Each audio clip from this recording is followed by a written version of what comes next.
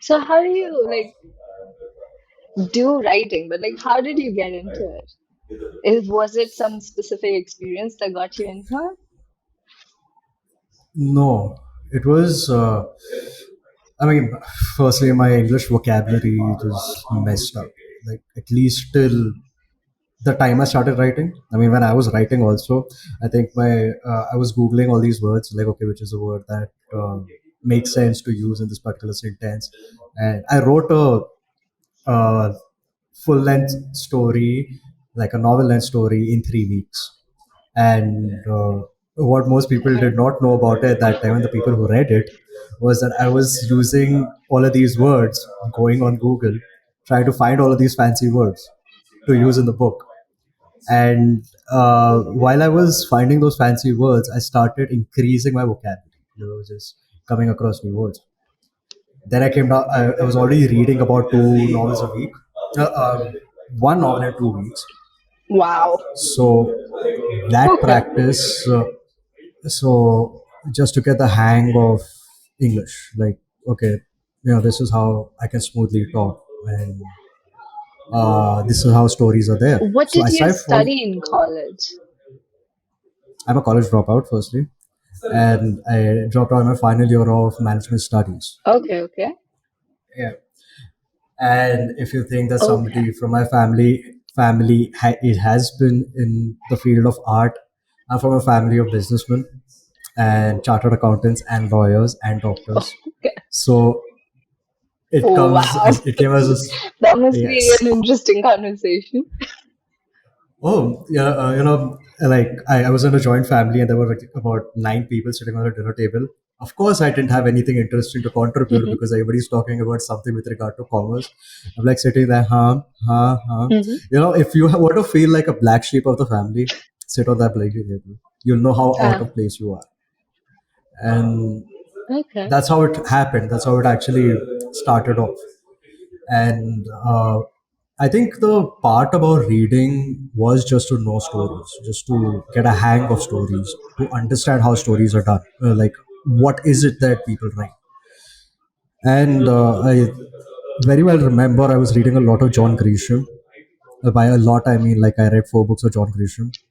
Then I read a couple of books of Jeffrey Archer. That was just stuff that I was picking up Okay. from, which was kept in on the bookshelf of my brother-in-law. And then I started, going ahead and exploring things. I came across J.D. Salinger, and if Ah, people of think course. that Charles Bukowski was the author of my ruin, but no, it was J.D. Salinger because I read Catcher in the Rye, and uh, after Catcher in the Rye, I read Franny and Zooey, and that's when I wanted to write a story. Okay. So it Wow. was, I think it was just an expression at first because uh, I had started working out. I used to go to the gym every day for a span of like 2 years. And even on days of cool down, I used to still go to the gym and walk because I understood that if I was going to keep up with my drinking, I need to do some physical activities to keep up with the drinking. So there were times when I used to go to the gym Okay. drunk, and so the idea of working out was to keep drinking. And An I aware dislocated my. person. We love an aware person. That's good. Yes, because there was small advice that was given to me that you are putting so many substances into your system. You need to have a healthier way of living. I'm like, sure, cool, let's go to the gym. And I started going to the gym, and I was still drinking to the length that I was drinking. Like the idea was to go to the gym, live a healthier lifestyle, not stick with the substance. I'm like, no, that was Yeah. not the plan. You told me to find an alternative so I Okay, can, it's okay. whatever. One step at a time. We're doing something. That's great. Yeah, but I realized that I started the moment I got into fitness. That became my channel for all of these things that were happening in my life, and suddenly I lost the channel, and that's when I don't know why I started journaling from like I would commute about 18 kilometers when I was in Chennai. So I started maintaining a journal like thing on my notepad on my phone. Every day I used to do that, and there was something about it. And then I left the work that I was doing at the place, and I randomly decided to, you know what, let's become a writer now. That's all. And since then, I Wow. haven't looked So back. Yeah. I'm very, very fascinated about the point where you decided to be, okay, let's become a writer. Let's go out and publish these things and like start sharing it with people. What made it happen? Uh, you know, when the book happened, like the story I wrote, I did not write it with the intention of publishing it. I just wanted to write a story, and I typed that 44,000 word draft in 3 weeks. And possibly when I read that story again, uh, there was some real shit in there. And it's and fun fact, the story was titled Untamed. Okay, and Untamed is the title of my second novel. With so Yeah. when I wrote that down, it was just me releasing everything that was there inside, because I did not know how to write a story. I did not know how to structure sentences. I did not know how to structure a particular chapter or the transitions that I have to follow. All I knew was just to express, and I kept on expressing myself for 3 weeks. And a few people read it, and I think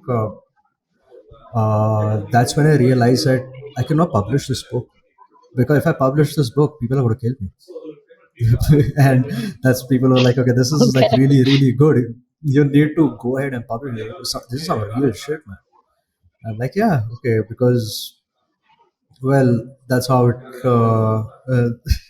I mean, for a person who's lived in self doubt for a long bloody time, you get that level of validation from people. It becomes addictive, and you want to do it better. So when I got in touch with Okay, but Sanchez, yeah. yeah. Hmm. So when I got in touch with Sanchez, No, go that's ahead. when I started work. That's when I started working on the debut novel, Cierre, and I'd already shelved the story that I worked on. So I started taking getting published seriously. I think probably 1.5 or 2 years into my writing. Until then, it was just exploring, Wow. trying to figure out what the Okay. hell am I doing. Find another reason to bloody drink. No, So but that's all it was you're at first. still in the you, okay. Okay. So, but so most of your work, would you say, like, is autobiographical, or do you find inspiration from other writers, or any work that you see, like art or everyday life? What would you Uh, say? so I'll start with the inspiration. I am only Okay. reading works of people who majorly writers before the like since once I got done with the spell of entire John Grisham, Jeffrey Archer, and all, I started reading a lot of authors from say possibly the late 20th century and early 21st, and possibly down to like about 1950s or 60s. Okay. That's all. Those are the only writers that I read, and if I want to get a take a break from that, I possibly pick up a Stephen King or a Neil Gaiman. Or and if I really want something soft to read, Okay. I take read a John Green, because that is how I have to keep on tuning my senses, because I'm going to be constantly reading one particular writer. I'm going to be writing in the language that writer is Okay. particularly writes. So when I'm reading Yeah. works of these people from the before the 1950s, I mean it's a fact which is not admitted as yet. Those guys were writing from their experiences. Those guys were basing Yeah. fiction on their lives. And when I am reading that, so that is how I'm going to be tapping into my memories and my possibly all the experiences that I've had. And I think the biggest the creative liberty keeps me from admitting what is fiction and what isn't. So somehow, like if I'm writing a story which is absolutely non-fiction, I can hide behind the facade of fiction, because I still know what the truth is. and it's about me if I admit it Oh, or if I don't admit it. So uh, I'm working on this concept in which I wrote fiction is nothing but a cocktail of exaggerations, and you have everything that is already there.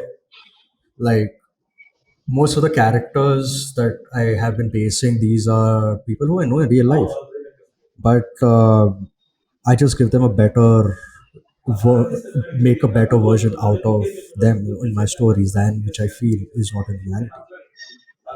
So uh, okay. I mean, it's always everything is around. You just have to possibly just sit down and be aware of what is it that you pick up, or how well do you just want to take it forward from there. Yeah, that's for Yeah. sure. So, but when you mention that you take people out of your life and you create a different version of them, like that is suitable for the story or for you, let's say. So, but when you share these works with them or other people again involved in the process, so how do they react to it, or like how does it affect your writing process or rewriting process of those things? Uh, One of the problems that I have dealt with, and I am pretty sure Sanchez is going to hate me for admitting this, is that I have found it difficult to draw that line between what is fiction and what is real.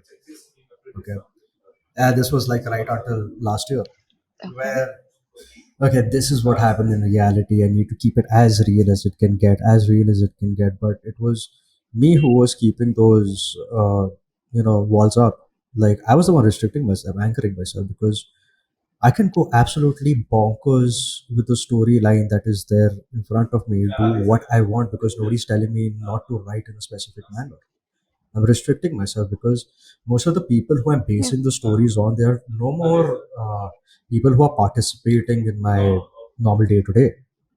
And when I'm creating a story, so it is by no means a kind of a justification or an excuse that I'm making through the characters that I'm creating. When you're sticking to a confession or being as honest in the expression through the characters that you're creating or the particular storyline that is going progressing, uh, you'll possibly just hit the line and put across things the way they are. Let the reader build a perception if they want to. If they don't want to, they don't. But there's this one. There was this thing that I was talking to a friend about. Like the person had asked me how deeply do you catch these concepts of mental health. I'm like, "Dude, I don't know shit about depression. I don't know shit about anxiety. But what I do know is what it feels like to be a person who's hit rock bottom and does not have any hope for what happens tomorrow, or a person who's petrified with of what is going to follow on a daily basis for a span of a week or 10 days or even a year. So I know what it feels like that for an individual who is dealing with all of that. But I do not know what are these concepts of mental health that you're talking about. You can tell me, you can ask me to write a story on depression. I'm not going to write a story on depression, but I will write a story about a character who's depressed. It is the understanding of those Okay. two that kind of push me forward to write about characters who are absolutely imperfect, like the people who I meet on a daily basis. I cannot expect to. I wrote this thing in Untamed, in fact. I think it was in the prologue, where I say that this narrative, the first lines of Untamed is this story is based on true events. I do not know if I've written a story of an epic proportion or I signed on death warrant because of the level at which I was exploring myself at that time. And in the prologue, there's this one line where I said this narrative is spiced with filth, and it might not settle with a person with a subtle appetite. There cannot be a perfect or an imperfect way to begin or end this story because my life hasn't been perfect or imperfect. Just like all the existential pieces of clay, this is stories about characters who are not perfect. And somehow I'm not out there to create a story in a specific manner. Oh, I'm gonna have this double birth salute towards everybody who's going to be reading my works. No, I don't care enough to make a difference like that. But what I want to do is express myself, keep my honesty in a manner which I feel glad about, because at the end of the session, a person might think that a draft takes about 6 months, but it's about 180 days, 180 sessions of me sitting at the laptop, in front of the laptop, and 180 sessions that I have to complete. So I have to reach that level of satisfaction at the end of the day, then take it as a whole story where, okay, fine, I'm done with the story, now I can Yeah. rest and all. No, it is every day I need that relief, because that's going to make me get up the next morning and write the bloody story. So if I'm Yeah. working on that level, if I'm working in a manner which is an expression first, I really don't feel like impressing another individual, or you know get a huge set of people who would be like, wow, man, I feel that this story was written for me. I'm like, no, this story was not written for you. This story was written for me because of the things that I was feeling at that time. So, Yeah. so That makes sense. I get, So that's a very pure answer, honestly. That completely raw. That okay, you write it for yourself. You write something that you wanna read out there. That makes more sense to you. But when other yes. people get involved, like your critics, your publishers, Sanchez is there to give you feedback, and the editors are making a fuss about, let's say, oh, this is not the right way to do it, or they shouldn't, oh, this is not politically correct or something. So, like, what sort of impact does this have, and how does it shapes the story? Uh, Fun thing that had happened with Untamed, and Untamed is in its own going to be a, I mean, I'm going to write a lot of books after and I've already written 4 first drafts right after finishing Untamed. But that book is going to be hold a very significant part of me, because that's where I got closer to myself as a writer. That's where I hit the dark spots inside. And the editor's first impression of Untamed was, I mean, there was a time where I just really wanted to know what the editor thinks about that particular story, because I just wanted the editor to come around and tell Hmm. me, dude, you're full of shit. But the editor did not tell me that I'm full of shit. And I was surprised. I'm like, how the hell can the editor not tell me that I'm full of shit? Especially for a story like this.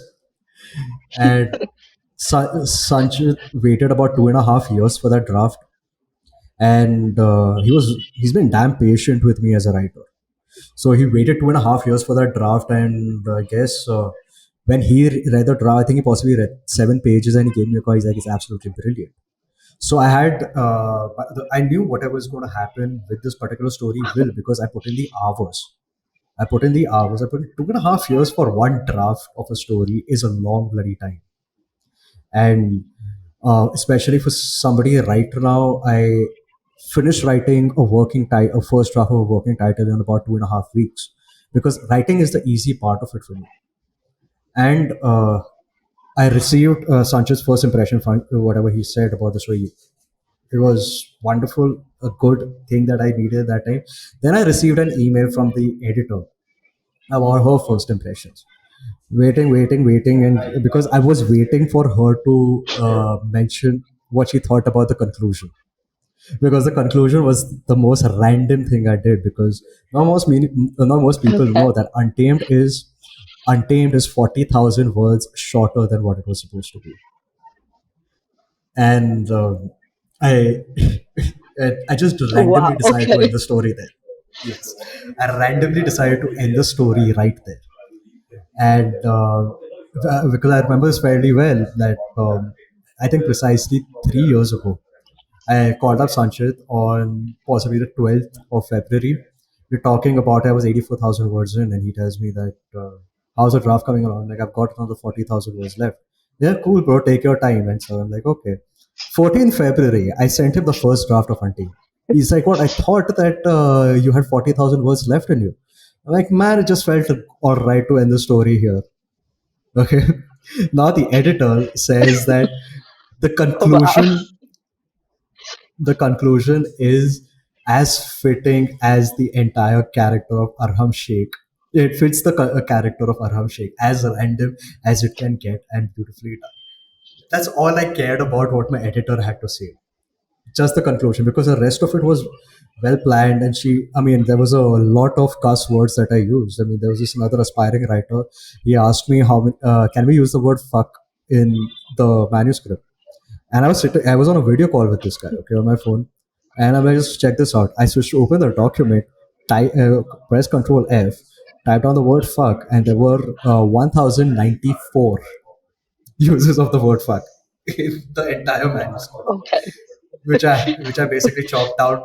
I basically chopped it down to approximately say 250 or 300, but still that is a lot of fuck, uses of fuck. And I thought that I knew she was going to bring that out. I knew she was going to bring out the punctuations because, again, I do not know how to use punctuation. I use the most weirdest punctuations at the weirdest spots. You've read Letters to Kate, so you know the kind of punctuations that I work with. There are punctuations Yeah, I have. everywhere and at the most weirdest places. Yeah, Because, you're very conversational in your writing. yes. So now the editor, she gives me the first impression, and now the editor works on the draft. Okay? And I don't think Sanjit's ever going to forgive me for this thing that I did. She did a wonderful job. I mean, if there was an editor Uh-huh. who does her job well, this was the editor who did a wonderful bloody job. She did such a great job that that story didn't sound like mine. Wow. And I could not deal with it. So what I did was the thing that I always do. Uh, If I'm not, because this is going to be a novel that I have to live with for the rest of my life, and I cannot have the novel in the market in a manner that it's going to haunt me for a long time. On a side note, Cierre haunts me. I will yeah. get down to that way. And so, Okay. Untamed could not be that book that is going to haunt me for the rest of my life. So I told Sanchez that I think I need some time. It's like a message that you send a person who you're in a relationship with. Like, I think I need some time to think about the ongoings of the current situation. I will get back to you when I'm mentally healthy, and I possibly get back to you in like a month or two. I think Sanchez sensed it, Wow. Okay. but so what I did was I had the draft the editor sent, and I started reworking Untamed from the start. Typed it down all over again because the story did not have my voice in it. And now, just like you said, that I'm actually trying to have a conversation Okay. with my reader because that is a very calculated thing that I do. Like, again, I wouldn't consider myself as an artist or an author who's contributing to the field of literature. But what I consider myself to be is an author who's just writing stories in the manner he wants to. And one of the more positive reviews that I've received from most of the people who read my works, they say that it doesn't feel like we're reading a book. It feels like you're sitting next to me and telling me the story. And I do not, I consider it to be one of the best compliments that I could receive because that is what intend to do. Because the more I'm going to focus on the how well polished it's going to read, I'm going to be stepping away from the kind of expressions or the intensity of emotions that I want to bring out through the characters who are a major fraction of me in that particular moment. So I think the one person whose approval matters to me is publisher Sanchez because it it is because we have worked with each other for a good 6 years now, and I understand. I think I have possibly learned a great deal through him. I mean, no book could have taught me this. Like through him, what is a story that would be publishing material? So when I'm sitting down to work on a story, I'm sitting down with the intention to get it published. I'm not sitting down with the intention, okay, let's just play around. Let's see if this has got a novel in it or not. When I start typing the first paragraph. It is with an intention of writing a novel. It is with an intention of writing a short story. It is with an intention of writing any kind of a narrative that I want to put across. Because uh, now I have to differentiate between a person who writes for podcasts, a person who writes screenplays, and a person who writes novels. Because these three are very different forms of expression for me. And Definitely. like Yeah, for instance, if you would have listened to the podcast, uh, it is uh, I have. gourmet letters to K. It is very different when I'm narrating it, and it is very different when I'm publishing the thing, publishing those letters on print, because Yes. that is what I had. That is what I had to do when I received the draft from you guys. I sat back down. It was no more a podcast episode for me, a letter written for podcast. It was no more that. It became back down to being a concept, a compilation of letters that are going to be printed. So that is where I had to mold my style Yeah. accordingly. And that came with the practice, and that came with the fact that I think now Sanjit and I agree on this thing that the worst thing that can happen to me right now is getting an editor on board, because it is just going to be a waste of time. And the only thing that I would require for the editor to do is possibly, just play around with the sentences. Then you can send it to me. Then once the approval comes down to the approval from the author, then we'll possibly see how this goes from there. And I'm really scared of what happens with the third novel. I mean, the book that is going to come after Letters to K. Because when I see it, I'll be like, Sanchit, I need some time off. Can I just do this thing right now, please? I'm pretty sure I'll end up doing something crazy like that. But No, but that's really brilliant, honestly, that you have decided, okay, this is my author's voice and this is what I'm going to follow.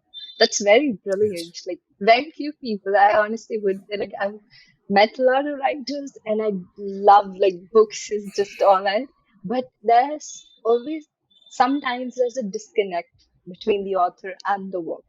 I understand that like a Uh, book takes years and hours to finish, but sometimes you just can't make a sense of okay. So this is quite brilliant, honestly, that you have managed to decide, okay, this is just my voice. I'm going to stick to it no matter what comes. So I had to, I had to I keep think that that what attitude from day makes one. you quite interesting as well. Interesting, and at the same time, So very that difficult to has work with. obviously you've got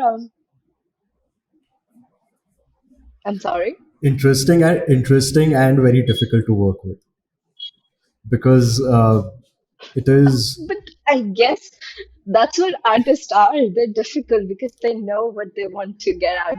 That's I think most people who get indulged in these sort of industries or just this art, whatever it is, Hmm.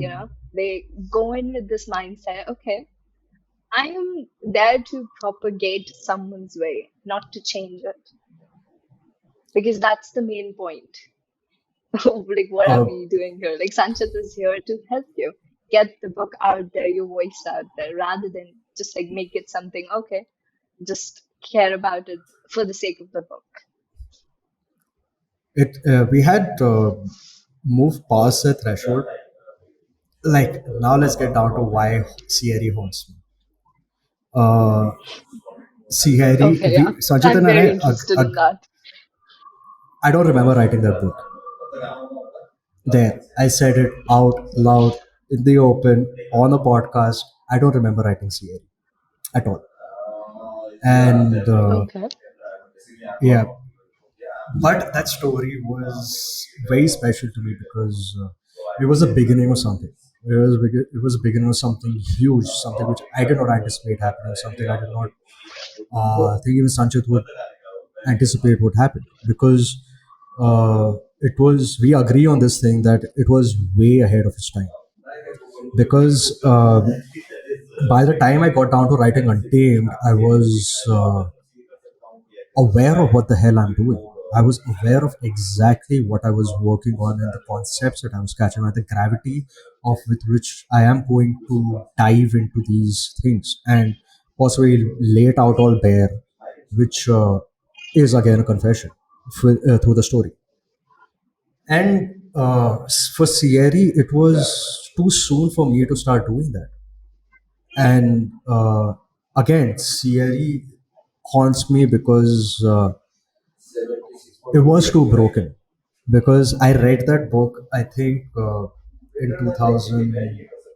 I read that book in Okay. 2019 towards the end, 2020 first year, where Sanchez told me to read it because the editor at that time for a game, she first read Cierre and then she read Untamed. And uh, they were the ones who pointed out that there has been a significant amount of growth that has happened in me as a writer. And I'm like, okay, fine, didn't take much note of it. But then Sanjay convinced me to read Cierre. I read Cierre and I was like, holy shit. Because unknowingly, during the span of writing one novel and about 24 different drafts, that would make me settle on the first draft of my second novel. During that practice, I grew as a writer and I didn't even know. And he made me take note of it. My expressions were clear. My expressions were, you know, uh, more relatable because I was thinking in a very clear way. I was sober when I wrote that book. I had gone off alcohol for about 100 days to write Untamed, feeling all the goddamn emotion and sitting down on paper. And Cierre, I wrote it drunk.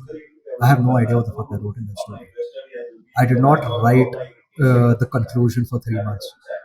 Everything was ready about that book. The conclusion was missing. Uh, I wrote the conclusion 1 week before the uh, pre-orders were announced. 1 week before the pre-orders were announced, I wrote the conclusion. I Wow. had mailed it to Sanjay in the middle of the night. He was telling me constantly, write the conclusion. Everything is on. Everything is happening. Everything. I will write the conclusion. I did not know how to end the story. I'm like, got down to the point that, dude, you're a writer. You release one book. How about you write decide the conclusion? I give you all the little because I did not know how to finish the book. So now, Okay. now when people read Cierre, they're like, when somebody's giving me a compliment, I know what the behind the scenes of that story is. I know what it took to write that book, and it is going to be possibly a very special one because I wrote that out of nothing, and I wrote that just because I had this one line in mind and I wanted to justify the story. Now, one of those things that is there, and there is a certain thing that I have in mind. I mean, to get over what I did with Cierre, I think. I mean, that book is going to be special, undoubtedly. It is always going to be the thing that introduced me as a novelist who had no idea what the hell he was Yeah. doing. I just wanted to release a book, and I guess it's fine now because got to. It, it was a very important process for me because now research and diving right into Yeah. the depth of my characters has become a very integral part of my like letters to Cape. Uh, Yeah. I dived into it because I wanted to get a you know a authentic version of my emotions that I was feeling while I was in the middle of the lockdown. And I read letters to Yeah. Melina at that time after 6 years, 6 7 years, and I was feeling exactly what I was feeling 7 years ago when I read that book again, and that's what got me down to Wow. writing my own versions to this character named K, who I'm going to do really fun stuff with in my entire. There's these things that I have in mind for all these characters that I'm creating, especially the character of Kev, who I'm just introducing through these letters. And I've got something huge in mind for that person, and I guess Wow, is this a teaser? Are you being teased about some follow-up projects? Yeah. What? I'm sorry. I said, is this a teaser? Are you giving us a heads up of I what's to have come? what's to come in possibly the next couple of years. Yeah, because I'm not going to be this. I'm not. I made up my mind that I'm not going to be this person who's going to just end up uh, writing a couple of books and like, nah, screw this shit. Don't want to do it anymore. Because I understood a pattern with regard to my stories. I understood the patterns with regard to what I'm creating. And I mean, who knows? Possibly there's going to come a time if when I've released my book number seven, the ideal thing that I would want to tell my Wow, reader that you haven't. I thought number 10 is going to be a long thing because I've got 10 working title concepts in my head as well as possibly another multiple things that are happening. So it is not because that I'm writing to that extent. I have written, I write for 4 hours a day. Okay. Not more. I shut down after 4 hours because I know I won't be able to extract more. And I've been doing that since 8 years. And I started being smart about it about Wow. almost 1.5 years ago. No, 2 years ago. I started being smart about it. But before that, I was constantly Hmm. on my laptop for a good 10, 12 hours. So since the past 2 years, I've just been writing 4 hours every day. And in 4 hours every day, I possibly write about 2,000 words of concrete stuff, like stuff which is written in the first draft as a first draft, then reworked as an edit, and then reread again. So, chapter one is a complete chapter that is kept in my laptop. Then, when I start with chapter two the following day, chapter two is a complete chapter that is kept in my draft.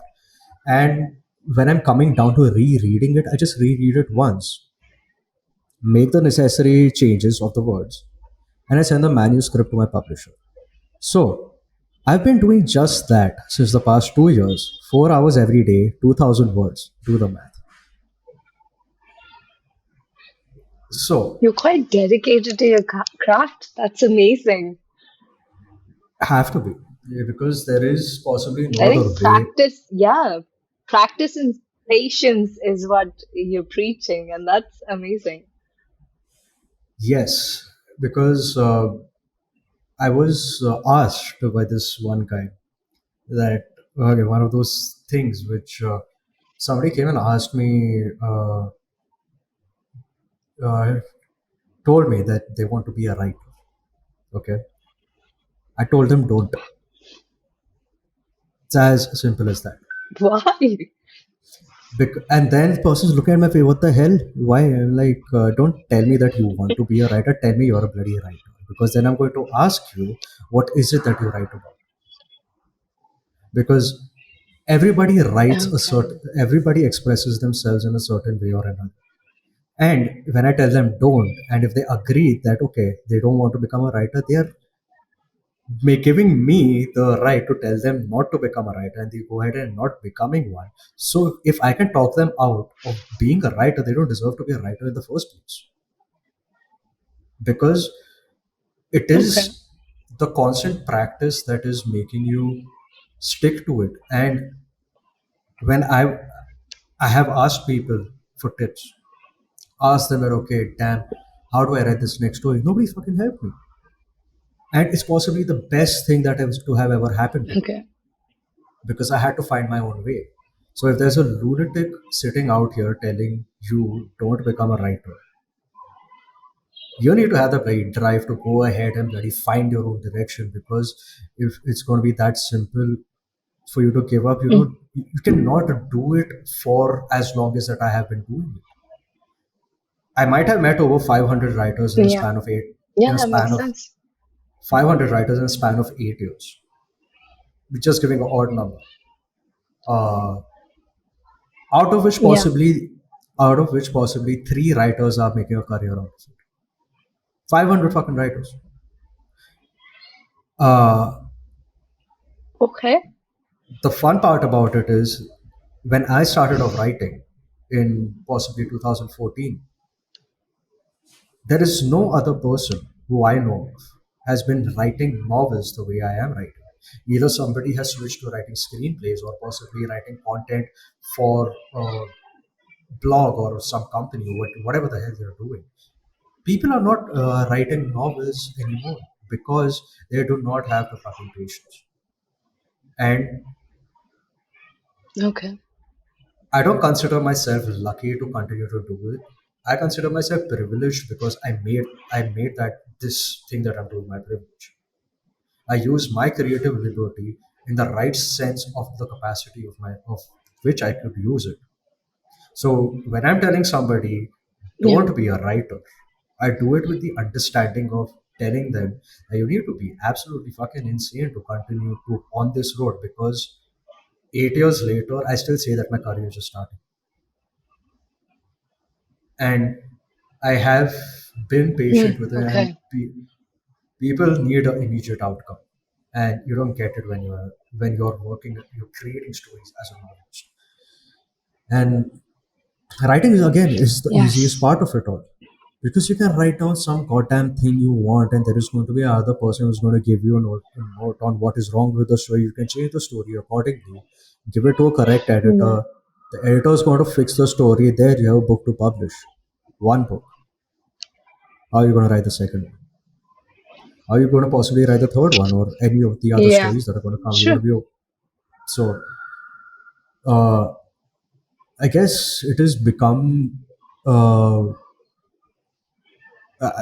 I have these things against memes. I watch those memes. I really like reading those memes, but memes are the things that are making writers like me feel miserable. Because I used to put a whole lot of things out on social media, long posts, but people don't have the attention span. Why? I used to do it. That's what I've been doing it for a long Hmm. time, right until Sure. last year. Where I decided to hell with this shit because I'm not getting people are not engaging with the stuff that I'm posting on social media. Why the hell do I waste my time on this? I started my own podcast. Now you don't read it. This guy is going to come right Yeah. into your head and he's going to talk right into your bloody ears. You think that you don't want to read me? I'm going to talk to you right into your bloody ears. Now, if you want to feel, if you Yeah. really don't want me in your ears again, I'll release a movie. I'm working on a screenplay. If that is also not fine, possibly I'll write another book. So it gets, you need to be Yeah. a bit of an idiot to continue to do what I'm doing. And uh, not many people admit And I it. believe Not so many people. consistent with the way you've been going Yeah, at it. you're saying something.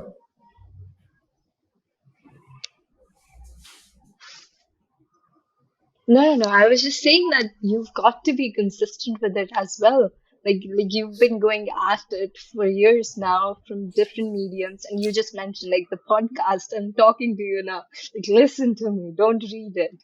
So that's kind of yeah. I think that's what it takes. Like you want it to be out there by any way that anybody can just soak it up.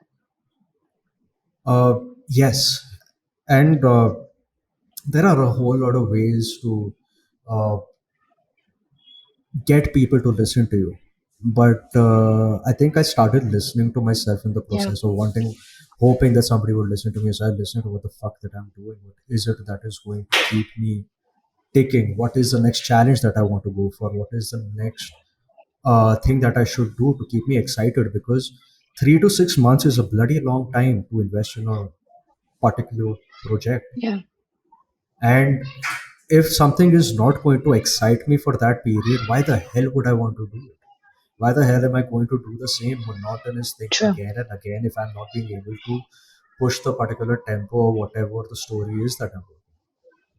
And every Yeah. story, the base of the stories that I create, the characters that I create, have different intensities attached to them because it is not just an accidental thing. It is about the versions of me that I am meeting on different bases.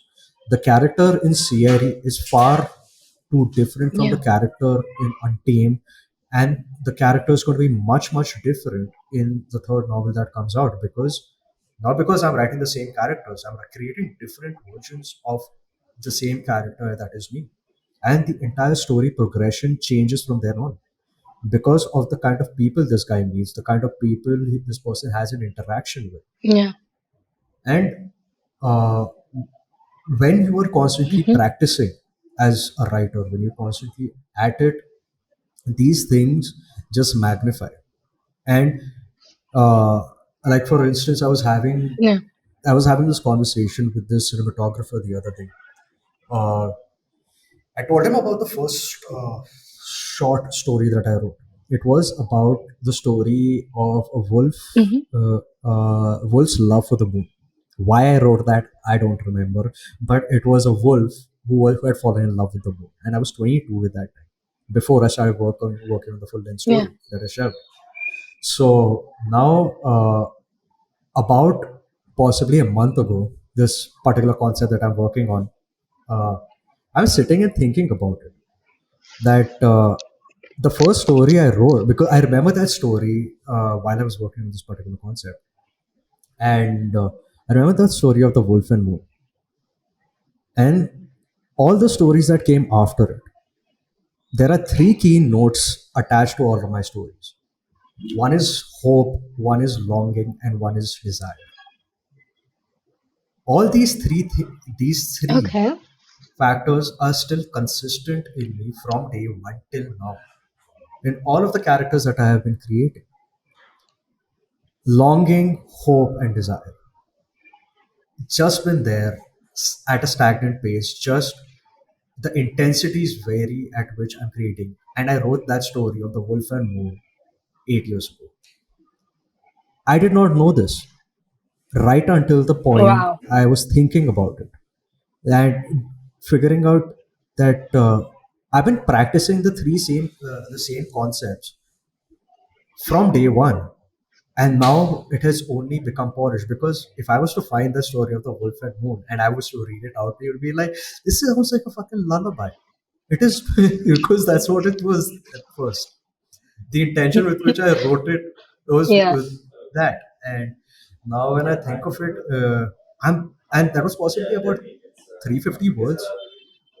I've written a draft of 84,000 words Mm. capturing the same.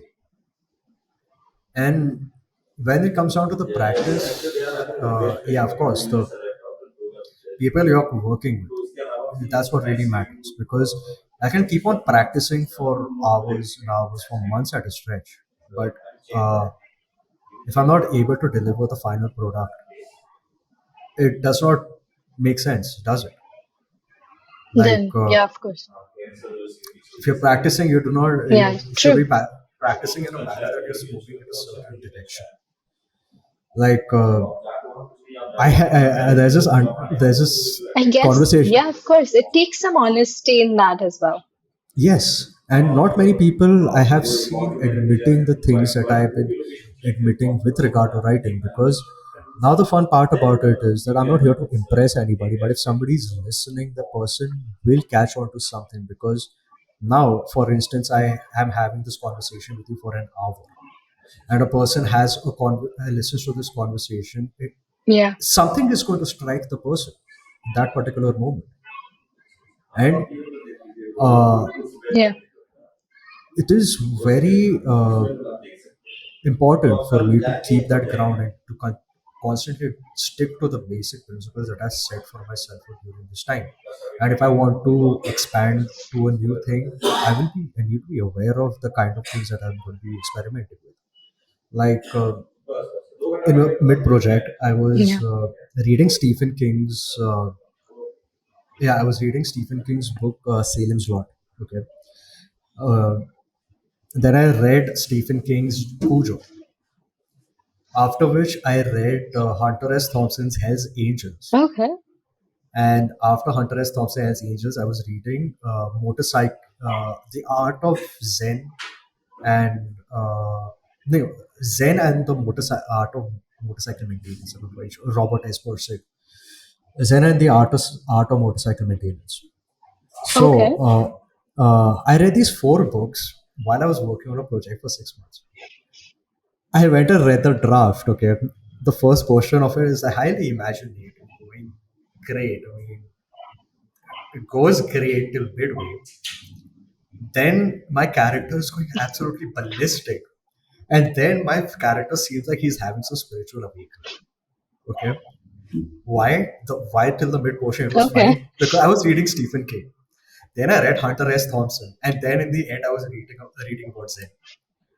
While I was sitting and working on one particular concept, the concept felt like that this person has got some, he's losing his Yeah. shit. What is wrong with this guy? This guy's going in a flat tone, then everything is going ballistic, and then he has spiritual awakening.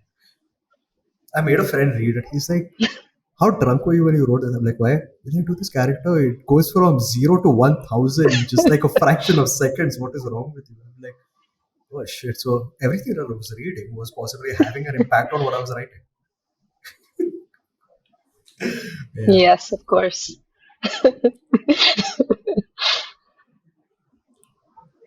Well, yeah, I guess that's how the other work impacts you as well. Like what it's a very famous saying is like if you want to write well, you gotta read a lot as well. So Yes, and nothing beats that because so on an ordinary day, I only spend 4 hours writing. If there is a so like mhm. for instance, I had to get the approval of the final draft of letters to give.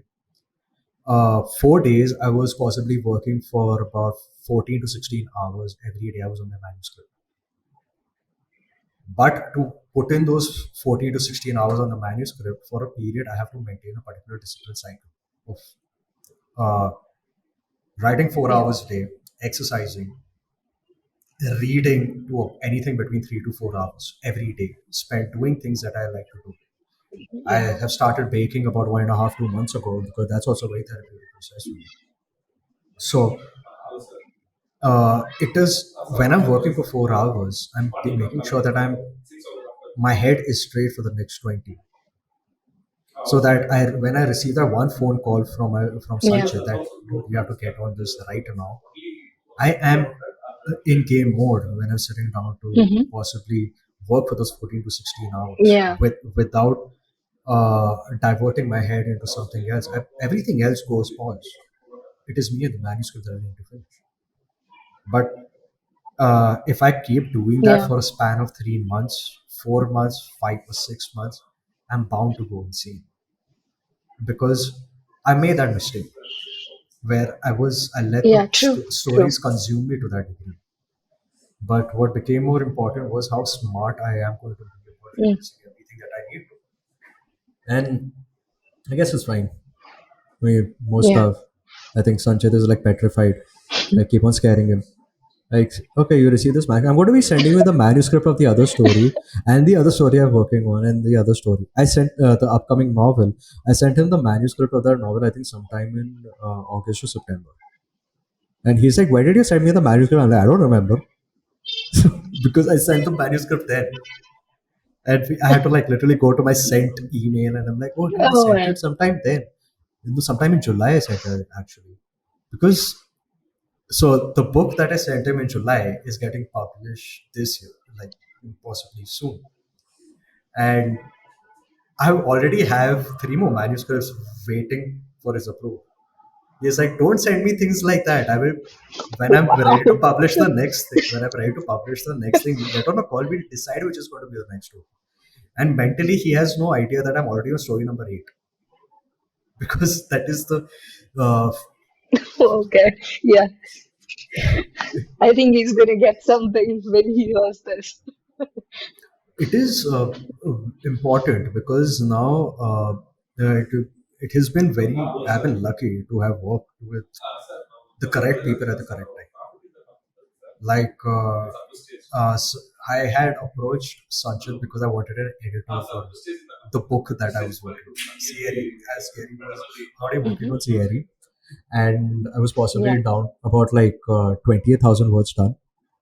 And I'm like, I felt the need of having an editor. So I called up a friend and he gave me Sanchez's number. I called him up and I was like, "Hey, I want an editor." He's like, "Yeah, I can help you out with the editor." And then he's like, "Do you know I publish novels also?" I'm like, "Yeah, okay. Can you send me a number of the editor, please?" And so this is how it started. And then I don't know what happened, but we guys got in touch again within the same week, and I told him like, "Can I send you the manuscript of my novel?" Send him the manuscript of my novel. He's like, "Dude, it's 28,000 words." I'm like, "Yeah, so we can release a novella." He's like, "I suggest that a novella for the first release is a very bad idea." I'm like, "So what do you want me to do?" He's like, "Write something else." I'm like, "Okay, cool. I'll write the prologue to the story." I wrote Okay. the prologue to, so basically part two of Cierre was already written. I wrote the part one, and now the entire story is ready and sent it across to Sanchez. That's how it began. And cut to now, where we guys sit and possibly have uh, a discussion about, okay, how is it that things are going to be playing off? I'm like, dude, see, all you need to do is tell me to the lengths at which I have to go. Because I might have quit drinking, but the level of insanity that I'm capable of writing on paper, it is very much existing. It is inherent in me. I can't do anything about it Of right now. course. Yeah, yeah, sure. And he gives me these footnotes saying that the third novel doesn't have to be like like Untamed. It has to be very different. Yeah, yeah, don't worry about it. Subconsciously aware of I know what you're going to say. So he has been that person who has tuned my headspace accordingly. Like, okay, I have to sit down and write this particular story in this manner because this is what he would be able to sell next. And uh, as a brand Yeah. that I am, my body of work has to be diverse. Where Cierre was a different story, Untamed was hardcore in a very emotional manner. Comes Letters to Cave, which is as humane as I could possibly get. Then the next story, which comes after that, it is going to be a very different from story from Yeah. what I've already written. Then comes the other one, which is I don't know how it is going to be received by people, but what I know is everything that I'm creating with the intention of how different it all has to be. So that makes the publisher also excited to work with me because I'm not writing the same fucking shit again. Yes. And that is how we True. guys are experimenting with a whole lot of different things. And sticking to, there was a time when somebody advised me, why you sticking to this guy?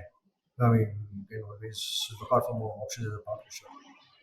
Like, no, because this guy gives me the permission to write whatever the fuck I want. That is all I need.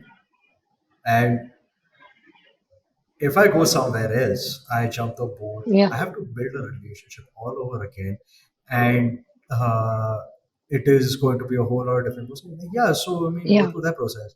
And like, you haven't read my books, have you? You're like, why? And I'm like, read one of my books, and then you'll know why the hell am I sticking to the same guy? Because it is not easy to continue writing the kind of concepts that I want to catch. Because I think it, I Mm. was with I was with a filmmaker friend. I mean, I hate my friends for one prime reason that they don't read my books. None of my friends have read my book. My ex girlfriends have, but not my friends. And Oh. that is a very bad thing. So my Oh. friends, my friends have this like really weird perception about me that the only things that I write about is dark. And I'm like, I don't write dark stuff, man. What is wrong with you? I write emotionally unstable, twisted stuff. If you want to be specific about my writing, be specific with the right words. I do not write dark things. Wow. And I, it, but I guess it's fine now because it got to, it's a two-way street. I trust that guy to trust Pepperscript to write by whatever the hell I give them. And they trust me to write the next story, which is going to be like, you know, I think the biggest compliment that I would ever receive from any person who reads my work is like, what the fuck? best. That is, you don't need to say anything more. Just go like, "What the fuck did I just say?" I'm like, "Yeah, see, you're welcome." Yeah, but I guess that's being human. You can't just be one thing. Okay, I'm just gonna be darker. Oh, this is just the persona I'm gonna take on. You're a different person every day, or different feelings that you get to feel every day. And Yes, so I think writing is mostly the combination of all of that. So even if you're going like a bit twisted, that's what most humans do feel that. I think that's what makes stories relatable in any sense, because there's some part of it that we can, oh, okay, maybe I felt that, you know.